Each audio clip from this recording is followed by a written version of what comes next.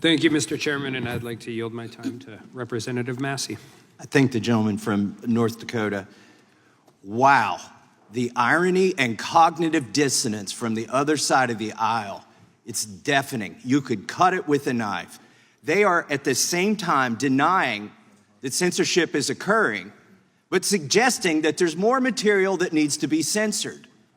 This is a hearing on censorship that began with an effort, with a formal motion from the other side of the aisle to censor Mr. Kennedy.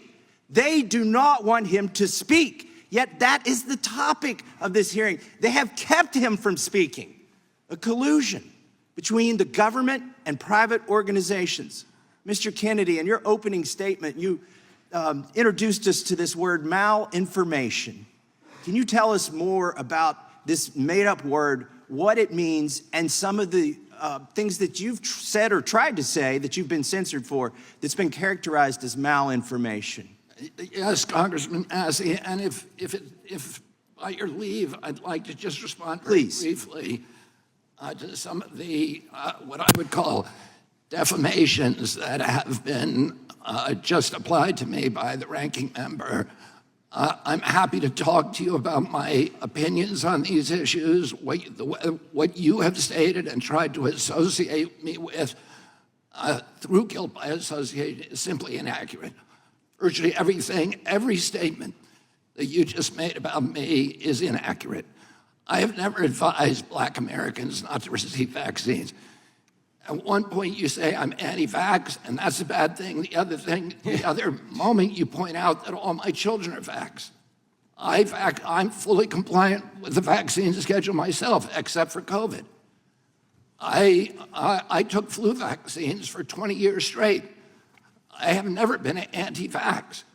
I have never told the public avoid vaccination. You tried to associate me a moment ago with the replacement theory, which is racist. No, I did not say you had the replacement theory. I said my colleagues. Time belongs to the gentleman from I Kentucky. denounce that theory. It is racist, and I have never endorsed it or had any association with it.